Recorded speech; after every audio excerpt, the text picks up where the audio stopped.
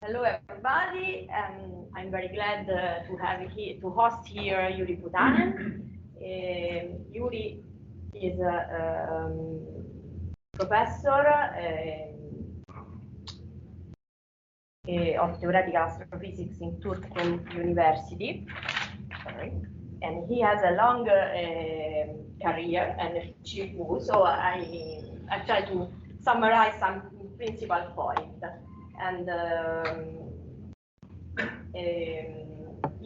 until last year, he was the head of laboratory of fundamental and applied physics in the research institute of the Russian Academy, and he was professor of astronomy and head of the director of the observatory in the University of Turku, and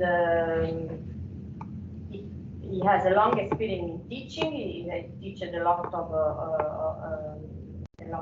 field of astrophysics, energy astrophysics, theoretical astrophysics, and he has a long list of PhD students and master thesis and postdoc. And he is the head of the director of the doctoral program in Turku University. And he has a reviewer of grants of several research council of several nations in Europe, and he has the referee of the most important astrophysical journal, and just to conclude, I want to say that he has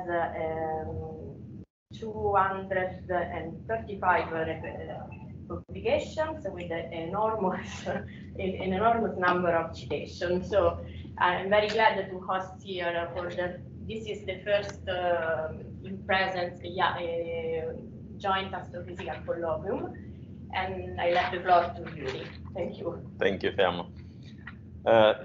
Glad to be here. So that's the first time here in this place. I visited Vergata at the Observatory a few years ago, just before COVID. And things that Fiamma didn't mention, that I'm part of IXP collaboration for this auditorium. Of course, that's probably the most important. But amazingly, I'm not going to talk about IXP today. And I'm going to talk about optical polarimetry, which is, of course, very much related field.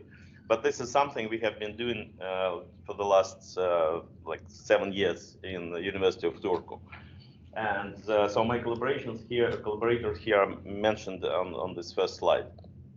So I will be talking about optical polarimetry of X-ray binaries, mostly about black hole X-ray binaries, as this obvious from the title. But I will mention something about neutron stars too, just because we have, I mean, for IXP we have, for example, paper on Hercules X1, which is probably interesting. So just to have a map of Northern Europe, something. I was born here, not from St. Petersburg, Leningrad those times. Then I got my PhD in Helsinki. I was a postdoc in Stockholm. I was 1 year in Uppsala. Then I was in Oulu for 12 years, which is on the 65th parallel, not far from the Santa Claus village. And then 8 years ago, I moved to University of Turku, which is there. So you see, most of my life I lived above 60th parallel. So you're a Karelian. Yeah, and Finnish Ingrid. This is like the Finnish region. Yeah, there is the Finnish population on this area around Leningrad, St. Petersburg. It's Karelia. It's further north. This is called it's also sort of called Karelian. What's called between the lakes, but what? Isthmus, yeah, exactly. Okay, so more about science. So that's the plan. Hopefully we will fit into 45 minutes. So it's a long plan. We will give you a short introduction. Most of you are not don't need that. Then previous measurements that we had like 10 years before about optical polarimetry of X-ray binaries. Spend a few slides on the instruments that we have developed at the University of Turku. And then most of the talk I will devote to this one object, MAXI J1820+070. That's the black hole that was very active 4 years ago. And I hope to relate somehow what we will do in optical polarimetry to the X-ray polarimetry, what we actually are doing nowadays with X-ray. And so just to remind you that the light that we see is polarized. So we detect electromagnetic wave, let's say. So this is clearly shown here, 100% polarized, linearly polarized electromagnetic wave. But of course, when we observe the object, they're not 100% polarized, but you see variations of the electric field in different directions. And there could be completely unpolarized objects where you have just this electric vector direction is random, basically. But sometimes they have preferential directions, and this the degree of this preferential direction, of course, this measures polarization degree, and then the angle on the sky of this preferential direction is measured by polarization angle. Normally, it's defined as eastward from the position to the celestial north. So polarimetry was already used long time ago, 1,000 years ago. The legends that Viking have used light, polarized light from the sun. Even on the cloudy days, you can see some patches of the cloud of the sky, and the skies they are polarized. And actually, you can determine the position of the sun on the sky if you have, for example, here you have this called sunstone. What we have, this is just polarizing crystal. Icelandic spar is used by legend for that purpose. And of course, you have polarized glasses. If you have driving, then you know also that you detect, you remove one of the polarization, which is actually parallel to the, to the asphalt reflecting light from the sun. But so this is very much used. And even bees, according to some theories, know they can detect, they have eyes which detect polarized light. So they do the same. They looked at the sky and they see polarization, and they can determine direction to the flowers, let's say. They dance, and then when they dance, they somehow transmit this information to other bees so they can fly in the right direction. Which is, we don't have polarized, eyes, so that we don't have polarimeter in our eyes, but bees somehow manage to get to that. For our purpose, actually, the scattering of the solar light is important, because if you do optical polarimetry, we don't have, of course, we don't observe the object during the sun, but sometimes you observe it during the moonlight, and the moonlight, of course, is also polarized when it reflects from the clouds, thin clouds, or even the sky. So therefore, it's important. It produces the background, strongly polarized background, that it's better to remove before you do any measurements. Okay, the object that I'm talking about mostly today, these are X-ray, or always X-ray binaries. It can be the black hole here, or the neutron star in the center. If it's strongly magnetized neutron star, it can disrupt the accretion disk. But normally there is accretion disk at some distances from the sources. Of course, if you have a massive star instead of low mass star here, the companion, the accretion goes through the wind. I'm not going to talk about those sources today. Most of the sources that we talk about, these are low mass X-ray binaries, so they're accreting the central object accretes gas from the low mass companion through the Roche lobe. The only exception is Cygnus X1, which is sort of the companion close to Phineas Roche lobe and accretes through the focused beam, but it's similar. At least there is accretion disk there. At least for the purpose of today's talk, there are two things that I would like to discuss. Is nature of optical emission, because normally people assumed for many years that optical emission is produced just by the accretion disk itself and during the outburst, and of course a little bit from the companion star, if it's in the quiescent state. And but in principle, there could be contribution from the jet that we see during the outburst. It could be contribution from the hot flow synchrotron radiation from the central source. You could have contribution from the hot spot where the accretion stream hits the accretion disk. And so in principle, there could be many components. And polarimetry is one of the tools that might tell you where this radiation is produced. Just from the wavelength dependence of polarization degree, you can try to get what is the source of this polarized emission. And of course, polarimetry also tells you about geometry of the system. This is the second important question, that Otherwise, these objects are quite small on the sky. So these are, even the orbit is, let's say, about 10 to 12 centimeters on the kiloparsecs, 10 few kiloparsecs away. These are just few tenths of microseconds. So we don't have polarimeters of that or the interferometers of that, like that can resolve this object in optical. We can do something in the radio, but most of this, like in Cygnus 1, was resolved sort of the jet. But otherwise, it's very difficult. But the polarimetry can tell you about the orientation of the system on the sky. For example, the light from the companion star can be reflected from some accretion disk, and you have when this system rotates, you can see polarization. You can have different angles, scattering angles, and the polarization angle will change. So basically, the average of that gives you the projection of the axis of the orbit on the sky. So, and you can basically not know, and actually it tells you actually in what sense the object is rotating, counterclockwise or clockwise. Because from radial velocities you cannot do anything. Like you don't know whether you're looking from the bottom or from the top on the system. Therefore, when you talk about optical polarimetry, when we talk about inclinations of the orbit, we are always talking about inclination from 0 to 180 degrees, not from 0 to 90, as very often we are talking about, because actually it makes difference how the star is rotating on the sky, this way or that way. Okay, so we would like to have images like that, polarimetry, like with the Event Horizon Telescope, people resolve, like we can get sort of features of the magnetic field in the accretion disk. We can't do it, unfortunately, with the stellar mass black holes or neutron stars. But of course, when we do the modeling, very often we go to these details. We can actually also do the modeling of the emission process, what's up right there. But of course, we don't have the yet capabilities to resolve this to this scale. So where the polarization can be produced, first, of course, important that, as I mentioned, the polarization gives you orientation. It can, for example, it was can give you geometry of emitting region. For example, a famous example of that unification scheme of active galactic nuclei. When we saw polarized broad lines, you can say that it's in Seyfert-2 galaxies. You see basically the same object, but just through the mirror. And this gave a trigger to the unification scheme. We hope to see something like that in the optical or X-ray domain. So in principle, orientation is the most important. Polarization can be produced by synchronous radiation if you have ordered magnetic field in the jet or maybe in the hot flow, which is probably less probable because the magnetic field is likely angled because of turbulent motion. You can have electron scattering or even scattering by dust.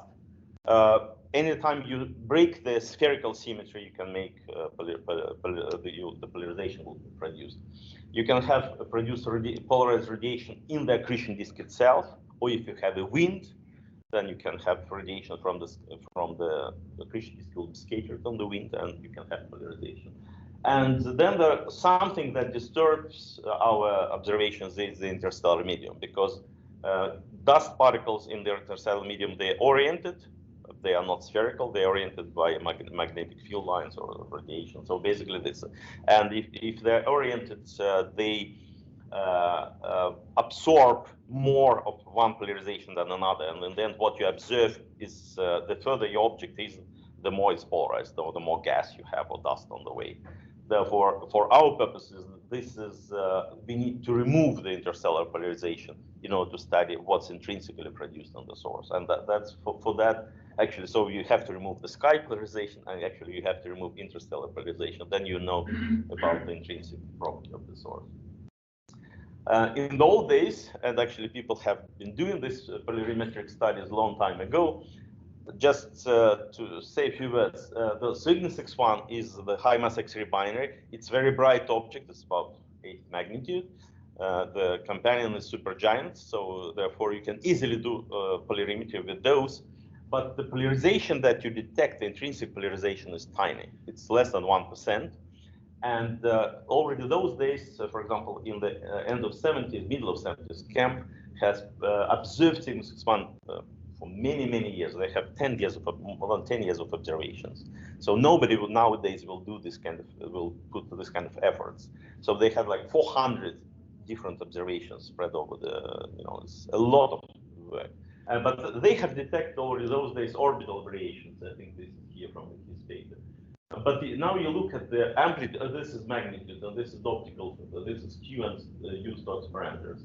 And you see just variations, this is 0.1%. So all variations about 0.1%. If you want to detect this, you have to have accuracy much better than that.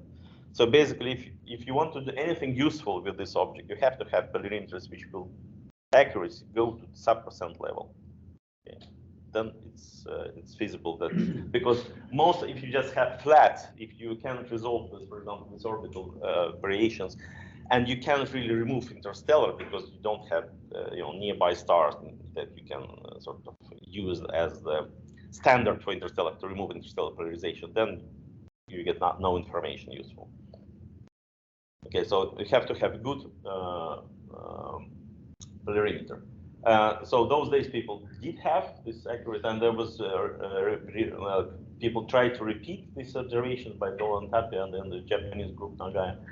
Somehow from the orbital variations you can try to get not only orientation of the orbit on the sky, but also the inclination of the orbit. But as you see, nowadays people think that Cygnus 61 is inclined by 30 degrees. Old days people got anything but not 30. Nagaya managed to get 30 plus minus 16, which is sort of amazing, but otherwise it's not easy to get inclination because from the noisy data that's not so trivial. There was another example, Dolan and Tapia 30 years ago. They also detected orbital variations in the object, famous black hole that was in the outburst in the end of 70s. 1A06020-00, but you see there is seems like very large variations in the polarization degree here. But it's very difficult to say whether it's just stochastic variations because they observed one orbit basically, and therefore it's we know that it could be some stochastic variations, and it's not obvious. But what was important here that in the quiescence, clearly the polarization was different from what was in the outburst. Therefore, even if you don't know very well the interstellar polarization, you still can clearly see that there is strong variations. In the outburst, it was like 1.7 degree, and in the quiescent, 3 degrees. And maybe here it's actually to convince you that this is the nearby stars. This is normalized Q-U plane. So this is the fractional polarization in some specific direction here, and so zero polarization is here over there. These are field stars, nearby field stars. This is the object in the outburst, and this is the object in the quiescent. Clearly, these are different. So you can clearly they detected some polarization. They haven't. This paper by Dubus actually, it was never published. It was in some conference proceedings, which is amazing because actually there is this interesting result, and I will show you these results for MAXI J1820. It's very similar. Okay, just we see even bigger polarization. Okay, there were much later somehow in the 2000s something people tried to do again polarimetry, but the results were sort of not very convincing because these are typical error bars. People got like 4 plus minus 2, and therefore it's very difficult then to say whether it's 2 sigma result and you don't know what's interstellar polarization, so it's not very much interesting in the end. There was J39 minus 4 one of our favorite objects that was just basically it seems that it's just interstellar polarization. Okay, so that's another example, but here again this is quite interesting. Black hole sweeps 1357, but in the end results you see here polarization. I don't know, but it's like at best 3 sigma results basically, so it's very difficult to learn from that. In XP, we don't 3 sigma is not, we don't say this is detection anymore. Okay, one object that is not black hole but the neutron star X-ray binary I mentioned here just specifically because we have XP paper on that object. And one of the interesting things that is that 30 years ago it was observed at Nordic Optical Telescope with the instrument that was developed in Turku by Vilko Pirula. That's called the Turku polarimeter. Okay, but this was very accurate. So they have detected also polarization. This is Q and U Stokes parameter. But you see again, the typical variation is 0.1%. Okay, so from the, if you feed these curves, orbital variations with the sine wave, basically this kind of Q and U with sine wave, from the amplitudes of this cosine and sine wave, you can, there are some formulas written here. You can directly compute what's the orientation of the axis of the orbit on the sky and what's the inclination. Okay. So in principle, from this data that were published 30 years ago, they haven't used this formula. This was this theory developed. It's called BME theory. This is Brown et al. 1978. So, but we in our paper with Victor Rashenko XP results, we basically determined inclination 100 degrees and position angle of the orbit like 30 degrees. Okay, so that would be important for the X-ray polarimetric results. So I will stop here for what we knew before, because there is not much actually. There was not many objects observed, and there was not something that very spectacular, I would say. You could learn something about orbit. There was Cygnus X1 data were a mess and very difficult to make any sense of that. But, things to remember is that interstellar polarization has to be removed if you want to learn about what's the intrinsic polarization of the source. If you do if you see orbital variations, you don't care about the interstellar polarization, because you see these are just variations you are looking at, and then they will tell you everything about the orbit. But you have to see the orbital variations in the first place. And of course, if you want to get anything useful, you have to have your instrument calibrated to the sub% level, and remove the interstellar. Sometimes also very useful. So therefore, you have to calibrate very well. So now I switch to the instrument that we developed in the University of Turku. This is Vilpo Pirula, who is an expert on that. He has been doing this for decades, building this instrument. Andrei Berdyugin took over in my group. So we are, this is DIPol-2, that's the double image polarimeter. So this is the instrument that has very good accuracy. So typically we achieve accuracy better than 10 to minus 5. So it's just 0.1%. Okay. We can get down to 10 to minus 6 if you have very bright source. So basically it's limited just by the photon counting statistics. Instrumental polarization is about 10 to minus 4, but it can be removed. Basically you can calibrate your sources on the using looking weakly polarized objects which are nearby stars, because they have random orientation on the sky of the polarization angle. So therefore, when you observe the set of them, you can actually calibrate the instrument to the very high accuracy.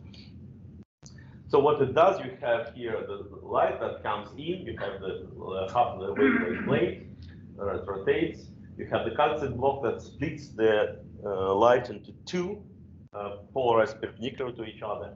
And then you record the two images at the same time, so three CCDs, which are three different filters, B and R. And this design cancels sky polarization, because you have two images polarized perpendicular to each other from the sky. If the sky is polarized, you put them on top of each other, and they're shifted a little bit, but the polarization doesn't change very much over the sky, so therefore you remove polarization. But looking at just, then you do standard photometer on these two images. This works only well for point sources. If you have an extended source, that will be a mess, because two images overlap. They shifted a little bit, but it will be very difficult. But for point sources, that's a perfect instrument. And just do standard photometry, different position, sort of different angle, rotation angle of this halfway plate, and then in the end you can, from the ratio of this fluxes on the CCDs, you can compute. I'm not going to write formulas. You can compute polarization degree and angle. So this Dipol-2 was installed, or is installed, in a number of instruments. We still use it at the Japanese telescope T60, which is owned by Tohoku University of Haleakala. We used it before KVA telescope at La Palma, and we use sometimes at the University of Hawaii telescope in Mauna Kea. We do have it in Tasmania on this telescope, H1.3 meter telescope, but the telescope unfortunately is not operational. And we used it on Wilhelm Herschel telescope as the visiting instrument. 3 years ago, we built a new instrument. This is called DIPol-UF. It has basically identical design. The only difference is that it has EM CCDs, which can be read very rapidly. So these are 3 CCDs here. And this is the image on the Nordic Optical Telescope installed. The instrument is installed here. But basically, it's similar design. But now you can observe very bright sources and read out with sub-second resolution. You can get images. But for our purposes, when we observe quite weak sources, galactic X-ray binaries, unfortunately, are not very much brighter, typically than 12 or 30th magnitude. Therefore, this is unnecessary. The idea to have this EMCCD was to observe exoplanets or bright stars with exoplanets. So that's where we would like to have accuracy go to 10 to -6, because this polarization signal is very weak there. For our purposes today, they're not really interesting. Okay, now I will talk about MAXI J1820+070. That's the black hole that went to the outburst in 2018. The important thing is that there is a mass function here, 5 solar masses. Inclination measured about 70 degrees. Distance was measured very well with the radio parallaxes, 3 kiloparsecs.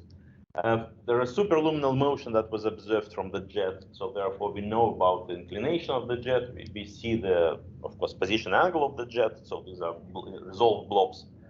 And we see actually, even in their X-rays, this jet was resolved. So therefore, we know 3D orientation of the jet in this system. And if we believe that the jet somehow know about the black hole spin, then we know the orientation of the black hole spin, not only on the sky, but actually in 3-dimensional. We don't know whether it's pointing up or down, but otherwise, that's. Of course, from the optical, you cannot get orientation of the orbit on the sky, but this is where the optical polarimetry comes in. So we observed first the source during the outburst, and this is the X-ray light curve in MAXI and PAT. This is the X-ray monitor, the soft and hard X-ray.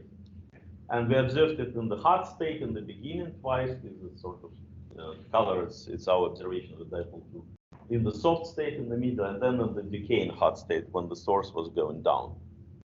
And what we saw, okay, so I'm not good. So basically, first, of course, notice that this is image of the sky. This is the object here, and there's a few stars which are at more or less similar parallaxes that we studied. These vectors here, this is just the polarization of these stars. So the length of the vector is the amplitude of the polarization degree. Here it's 0.5% in this one. Yeah, and the angle is basically the direction of polarization angle. So clearly the source itself is not polarized the same way as the background sources. So therefore we clearly see that there is some intrinsic polarization. Okay, so we studied very carefully all these stars, nearby stars, 9 of them at least. We selected 5 which are similar parallaxes, so this is the Gaia parallax. Our parallax is about 0.3, so we selected this star, 0.38, 0.35, 44, and these ones slightly smaller parallaxes, which means that they're slightly further down. And then, so therefore we can sort of measure very accurately what's the polarization for.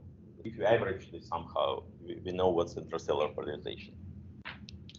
Now, when we look, therefore, when we these are observed data, this is interstellar.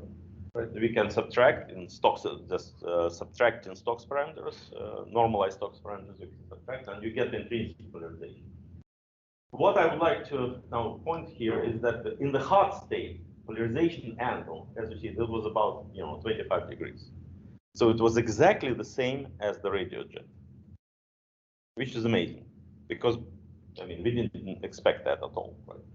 But in the soft state, you see there is, for example, in the B filter where the accretion disk sort of started to dominate, whatever happened in the red could be some other components, the jet, the hot flow, and so on. But in the B filter, the angle is very different. Already from here is -16. So clearly see there's like 40 degrees difference in the position angle, or the polarization angle in 2 different states.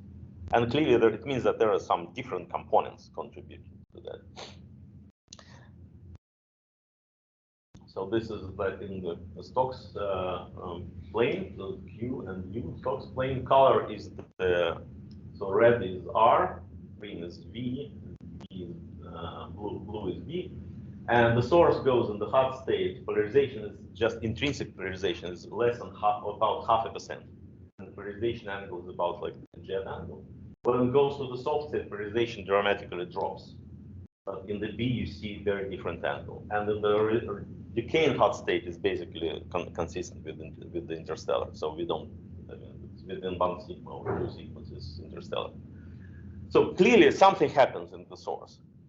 We try to understand this, why it is behaving like that. For example, you see that polarization in the here in the R and B is about the same.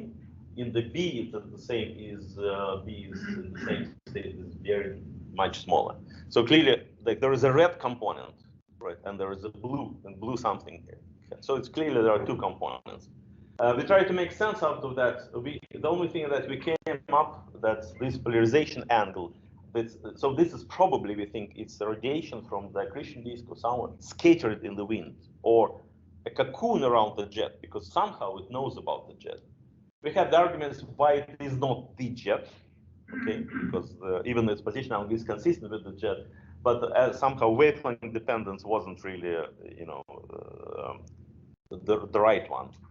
And so in the end, we thought that it's some scattering of radiation in the wind, but somehow it knows about the orientation of the jet. We don't have a really good model for that. So this is the X-ray jet.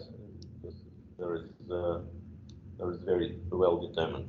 So actually, the approaching jet is down here, and the decaying, receding jet is up there. So the approaching jet position angle is 205, or minus whatever 155. Okay. So basically, the thing to learn from here is that when the source is in the outburst, the polarization is very small. Okay, why it is so small is difficult to say, but clearly something not more than half a percent. It changes from one state to another. The changes the angle from 25 to minus 16 clearly. So there are clearly different components. But making the model from the three data points is very difficult to make a sensible model, unfortunately. The only thing that why we thought also about the wind, actually, that's important, that we see this polarization when the winds are there. See that? Let me show you again this picture in the beginning that I had. This one. The winds were present from the P Cygni profile that you saw. The winds were present in the beginning of the outburst. In the end of the outburst, there was no wind detected. And polarization that we see is in the beginning, not in the end, in the hot state. That's what we also related, that probably polarization is associated with the winds.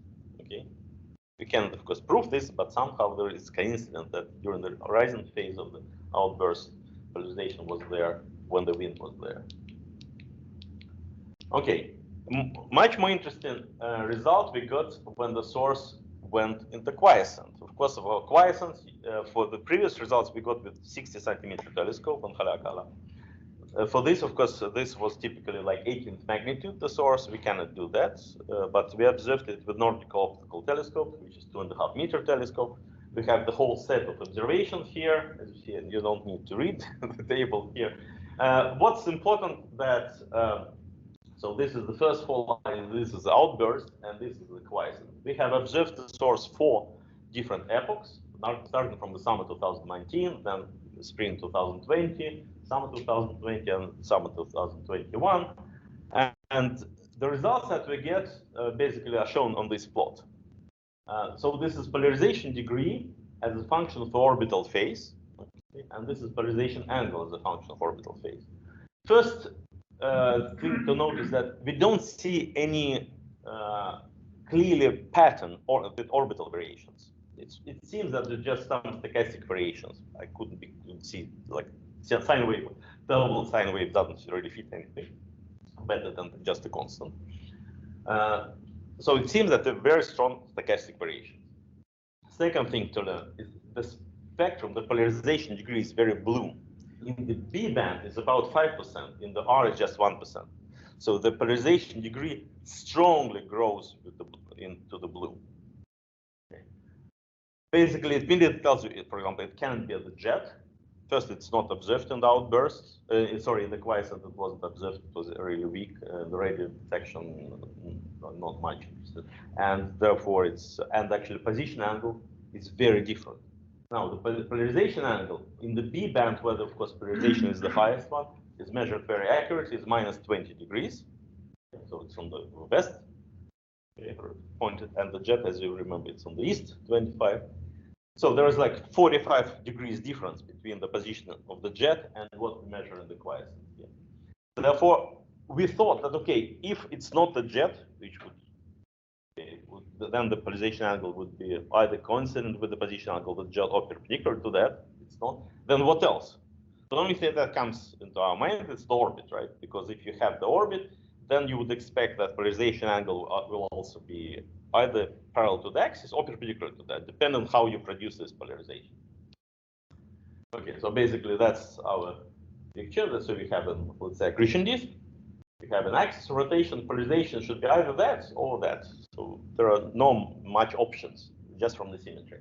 We have just optical polarization, therefore all the GR special relativity effect are not interesting here, not important. So this is just basically geometrical effects, how you put your accretion disk on the sky. And so basically, if you know the polarization angle, which is minus 20 degrees, then you know that the orbit either should be along that axis or at most perpendicular. But what we saw, we have 45 degrees misalignment of the jet position angle and the orbit. Therefore, even actually in the end, it doesn't matter whether this aligned this way or that way, because it's always 45 degrees. If you rotate by 90 degrees, it's still 45 degrees. So, okay. Therefore, basically now we can say something about the orientation of both the jet and the orbit. Because of the jet, we knew, or the black hole spin, we believe. So the black hole is, let's say, points along the approaching jet, which is towards you here. So this is the coordinate system. This is north, east. This is the plane of the sky. The observer is up that direction here. The jet points here. The projection on the sky is this angle theta here. Theta black hole. And then the orbit now. The projection is very different direction, so it's minus 20, so it's rotated to the west by 20 degrees, right? And then we know from the radial velocity measurement from photometric photometry that the orbital inclination is about 70 degrees. So this is the geometry of the system. So the orbit points this direction, this black hole or the jet points in that direction, and then you have 45% difference of this axis difference on the sky. Then you can make all possible variations of that. The orbit can be pointed in exactly opposite direction. The black hole can be also pointed in the opposite direction. The orbit can be also rotated by 90 degrees because we don't know how this polarization is produced. So there are many different combinations of these. But the minimum misalignment angle between this is misalignment angle between the jet and the orbit is 42 degrees. So because 45 angle is the projection, so in the end you can model that and you get, and there are all possible combinations here. You know, there are 16 different combinations you can play with, and 8 different combinations for the misalignment angle. So basically, what we showed in this paper that was published in Science this year, actually, that there is at least 40% of 40 degrees misalignment. So this is misalignment angle for one of the combinations which gives the smallest misalignment, between the black hole spin and the orbital spin. And this is the minimum is like 40 degrees. These are all possible modifications. So why misalignment? Why it's important? Who cares about the misalignment of the black hole and the orbit? Actually, it turns out that in X-ray astronomy, misalignment was it was in many papers it was ignored. In many papers, it was the most important ingredient.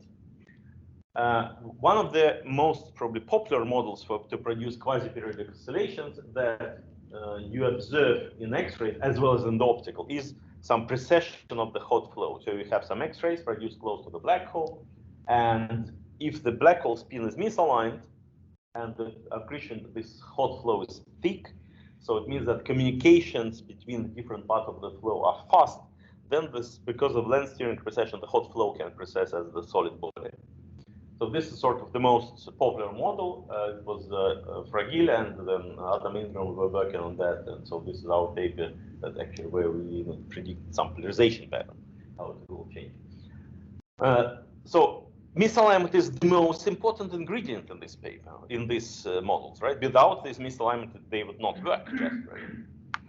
So in principle, we would like to see this with X-ray. We would like to see this in X-rays, that in hard state, when you see this, we observed Cygnus X1 in the hard state. Cygnus X1 is not the best for that because we don't know, it doesn't show strong QPOs. And it seems that from our paper now, we know that we don't see much of the misalignment. We see the jet there, we see the X-ray polarization, they're very well aligned. So clearly see that in this object, Cygnus X1 is not the object that we would like to study here. Misalignment also is comes out from completely different perspective. If you look at the peculiar velocity of the X-ray binaries in the galaxy, and you try to, to make the trajectories back into the galactic plane where they were born, when the black hole was born, and you get that velocities, which we call potential natal kick velocities, are hundreds of kilometers a second. This is from the paper by Ashley. You probably can see it. This is 100. This is 200 kilometers a second. So the typically X-ray binaries have velocities 100 to 200 kilometers a second. That's a lot. Cygnus X1 is here on the top is 20 kilometers a second. It didn't have any kick. It means that it wasn't really ejected anywhere, and that's why maybe there is no misalignment. But this high velocity actually has to be associated with the high misalignment. Just because if you can imagine, you form a black hole, there was some collapse, but there was some asymmetry, like pulsars. We know pulsars are flying as crazy in the sky, right? But of course, black hole is much heavier, therefore it will produce similar kick, but velocity will be lower. Right? So the black hole will be kicked out from the orbital plane, and it keeps its angular momentum. But now the orbit will change, and if the system is lucky, it will survive this kick, right? But the angle will be pointed away from the orbit. So you have the orbit will be changing, but the spin will be directed away. So it's sort of consistent having big kick velocities and spin. This is sort of, they should come hand in hand. Of course, then we can look at the merging black holes. This is probably completely different populations of black holes because there's another black hole next to it, right? So these are not low mass X-ray binaries. This has to be high mass X-ray binaries at some point, and then you have another supernova producing a black hole. And statistically, at least, they can say that there is a misalignment. At least statistically, you see there is a misalignment of the black hole spins relative to the angular momentum. I think the only, out of whatever 70 objects I saw, maybe only one object shows it on one, like in this specific object, and shows this signal. But otherwise, you can see it in a statistical sense. But still, it seems that there is a misalignment, so it means that also there was some kick. Okay, second thing, what was interesting for us is to learn where the polarization is coming from. Because if you see 5% polarization with very blue, okay, you actually immediately say, so what's going on there, right? So this is the spectrum that we took with the Liverpool telescope here and Swift UWatt at the same time when we did our polarimetric study. And you can fit the red part of the spectrum with basically the disk, temperature about 6,000 degrees, and then there is some excess, UV excess. Because the amplitude of this excess, of course, strongly depends on the assumed AV, like how much you have interstellar absorption in the way. But in principle, whatever you do, there is excess. This is our optical polarization data. So this is polarized flux, and I scaled it up, divided by some constant polarization degree. So, and this UV excess and our polarization data, polarized flux, can be fitted with the black body, basically. So it seems that there is some component in addition to the disk, which probably produces polarization. and probably produces the UV excess at the same time. I cannot prove it, but it seems, again, nice coincidence that you have UV excess and you have strong polarization. And why I believe that this is not just a coincidence, we can look at another source I already mentioned to you, this 1A060+20+00. It was observed by Hubble Space Telescope, and they saw also the UV excess there. Okay. Of course, and you remember I mentioned that in the quiescent state, this object also showed like 3% polarization. That's the only second object where we know that in the quiescent is strongly polarized, 3% polarized. Now we have even 5% for MAXI J1820. So probably there is something here again. There is UV excess and strong polarization. Of course, these are not simultaneous. When we got this data, we were thinking, okay, what could be the reason? How you produce the polarization? And sort of, it's very difficult to get 5% polarization. Let's say from the accretion disk, you have electron scattering atmosphere. You know, you have to be looking at the object by 90 degrees, basically, or 85. And we know that X-ray binaries cannot be observed from large inclinations. Above 8, you have eclipses, you have whatever. So it's impossible. Electron scattering atmosphere will not work. Accretion disk will not work. It has clearly the spectrum is blue. It's different from the accretion disk. Accretion disk is red. So what else? Okay, then of course we look. Okay, could be some still accretion could happen. You have this added hot flow close to the black hole. Famous those days, it was very popular 25 years ago, this added models by Narayan and all. So basically you have some accretion, and this is paper from about this the same object by Narayan in 96, where they show, okay, there is a disk here, and the ADF can explain the X-rays here. But you see here in UV, it also produces excess. So what happens in this model, you have synchrotron radiation, and then first Compton scattering, you get an excess. Okay, in principle, I think that we thought that disk radiation can be upscaled too and get this into this UV band. And okay, I maybe should give you the picture. This is what we think is happening in the source. There is some hot region close to the black hole. There is a cold accretion disk that accretes. Well, it's very lazy accretion, yeah, very little, but it produces optical emission, and this optical emission is now coming some fraction into this hot flow and scattered there. Okay, now you can imagine you have photons flying from the side into this hot flow. And when they scatter to the observer, they will be polarized, assuming that this is just standard Thomson scattering. Right?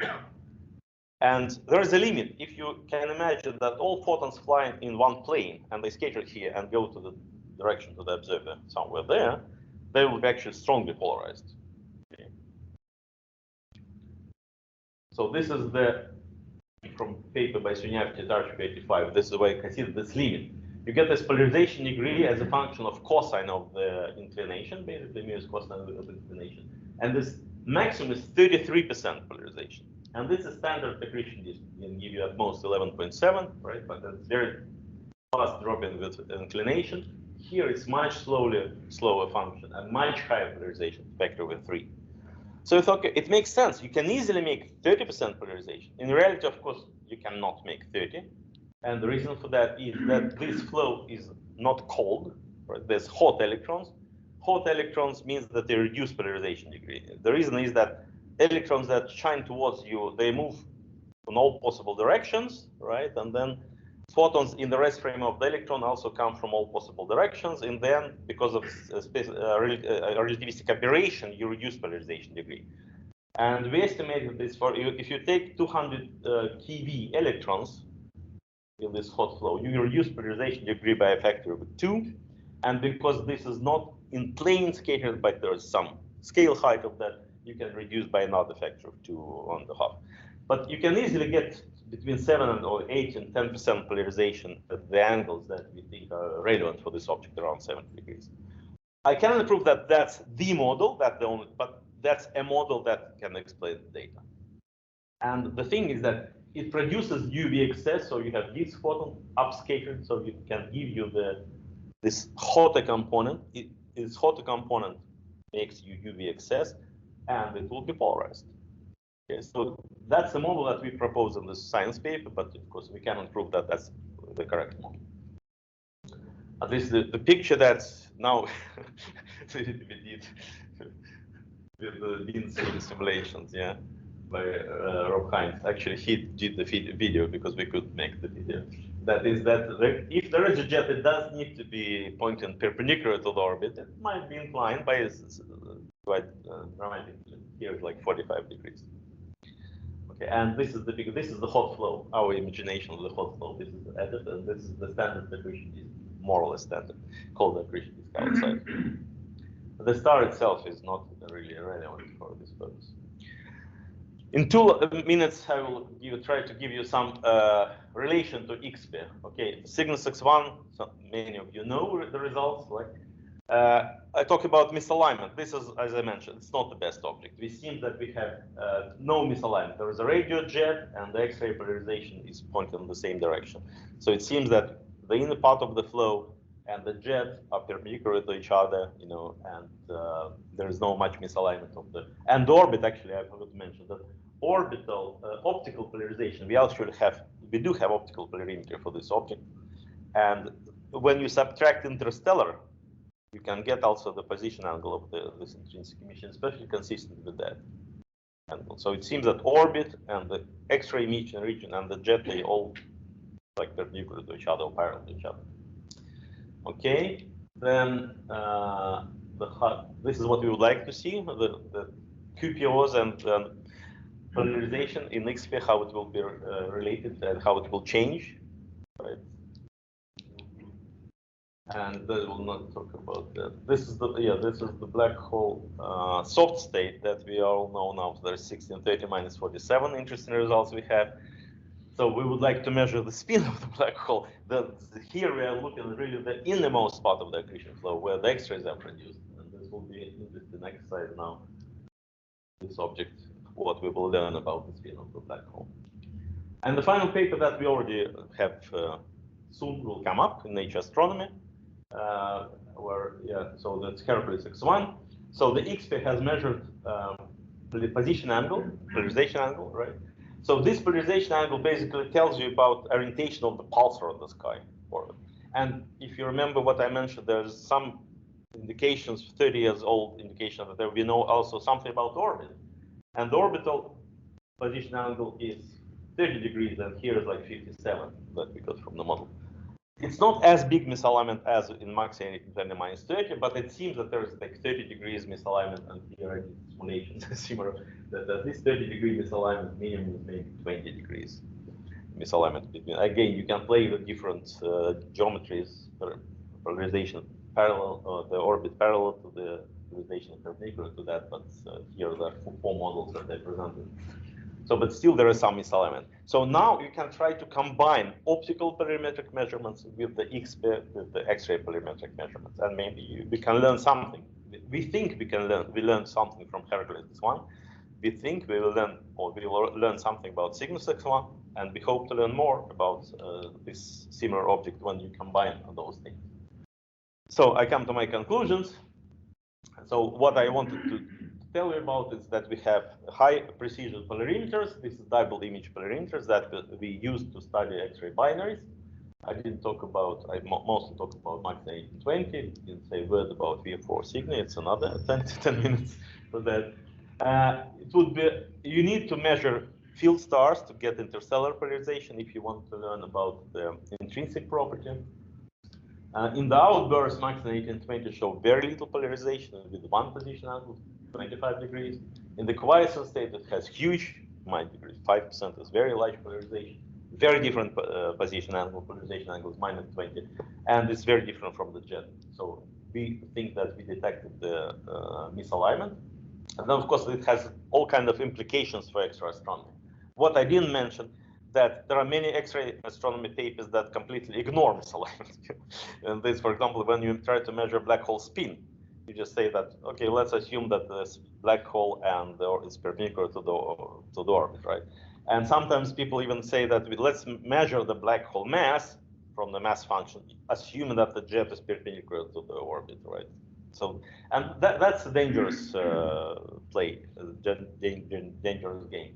And I think we will see with XP very soon that those models that try to measure black hole spin, something's wrong with them, because we will get very different results from the XP than what people get from, because polarization is another way of looking at the innermost part of